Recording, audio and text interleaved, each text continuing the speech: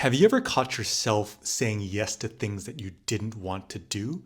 And it was actually just as simple as saying no, but you went along with it anyways because you wanted to be in agreement with others and to also maybe have validation. And sometimes we're not aware of this, that we're actually doing this. But after saying yes to it, you actually regret it because you didn't really want to do it. And it actually caused a little bit of internal struggle because it created resentment. And the resentment was not only towards the people around you, but towards yourself because you're upset at the fact that you didn't draw your boundaries. Now, if that's a situation, you might be a people pleaser.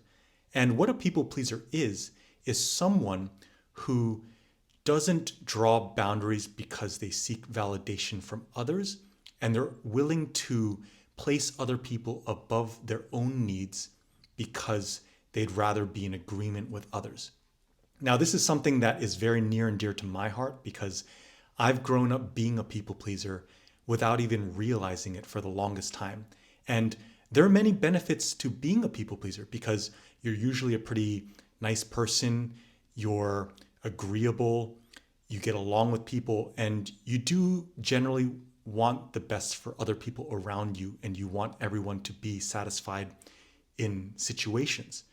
But where it becomes dangerous is when you start to place other people's needs above your own in an unhealthy fashion. So here are some simple traits that you can look at to see whether you are a people pleaser. Number one, you constantly apologize for things. And I'm not just saying that you apologize because you are actually sorry for something because you've done something wrong. What I'm saying is that you say sorry for things where there is no need to even apologize. And I caught myself doing this a lot in my past. And what it actually does is it erodes the meaningfulness when you actually should be apologizing because you're always saying sorry anyways. And what that does is you put yourself beneath other people by constantly apologizing. And people pick up on this because they start to realize that you're constantly apologizing for no reason, and it just becomes one of your traits. Number two, you avoid conflict. And as they say, conflict avoided can be conflict multiplied in the future. So when you remember that, having a healthy amount of conflict or conflict when it is needed is important.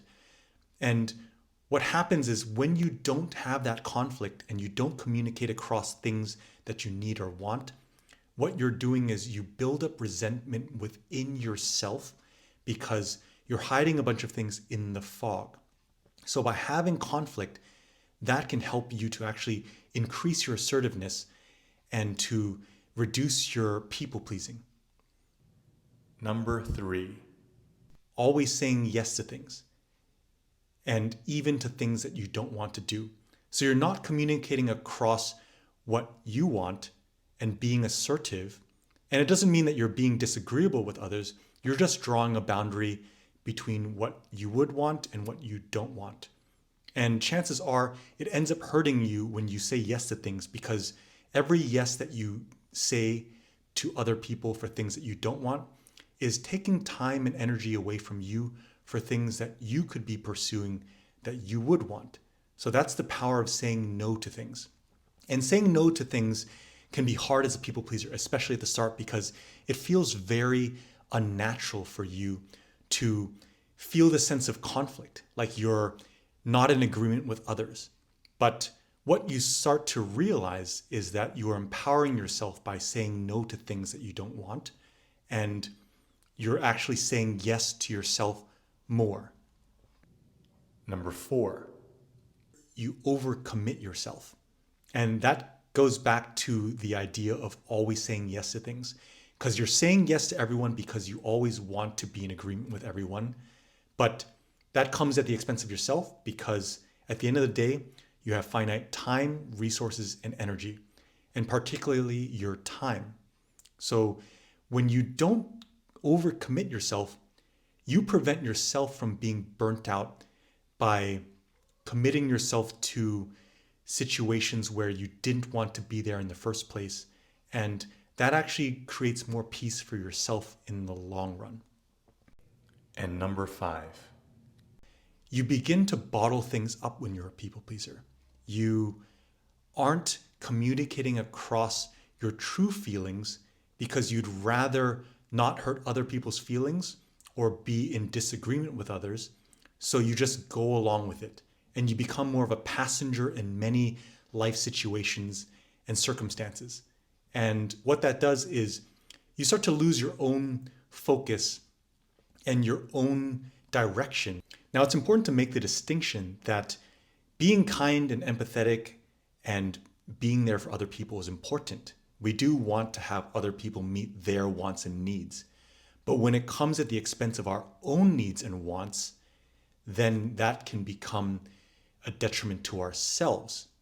And that's the clear distinction there, because we're not talking about being selfish when you're not a people pleaser. It's just about being clear on what you want and then moving in that direction. Now, one simple thing you can do for yourself if you're a people pleaser is to understand your boundaries. And what that means is drawing a clear line of your non-negotiables in your everyday living, whether it is what you do, how you act, what you're willing to take, what you're willing to give. When you know your boundaries, then that allows people to not step over your boundaries. And if they do step over your boundaries, you communicate it across to them that you don't agree with that.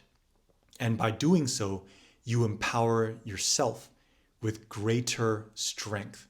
Because what happens when you don't communicate your boundaries is a lot of times people can't read your mind.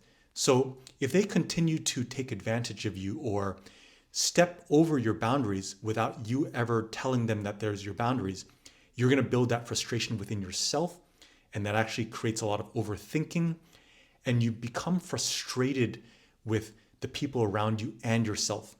And the danger of this is sometimes people end up as people pleasers, bottling up their emotions, and that causes them to be passive aggressive. So they still want to communicate across their negative feelings, but they do so by being passive aggressive. And people pick up on that, and that ends up hurting relationships as well, where the very pernicious thing about being a people pleaser is usually we're doing it to ourselves. When we don't communicate our boundaries, we hurt ourselves by not communicating across how we feel about things. And then we just go about our business by ourselves, thinking about this and replaying all these scenarios and all these negative thoughts in our own heads without ever letting anyone else know. And if you bottle it up for long enough, maybe you might explode. Maybe you might lash out at other people. Maybe you might develop anger issues, and you might project it onto other people that don't deserve it. So by realizing this as a people pleaser, those are the dangers of being a people pleaser as opposed to just being someone who's kind but also has their boundaries. So I hope this adds value to you. My name is Dexter. I'm a mindset coach. I talk about self-awareness, mindset frameworks for decision-making, and purposeful living. And if you like this video, please don't hesitate to subscribe and like this video to share it and get it out to more people. And I hope you have a wonderful day. Bye-bye.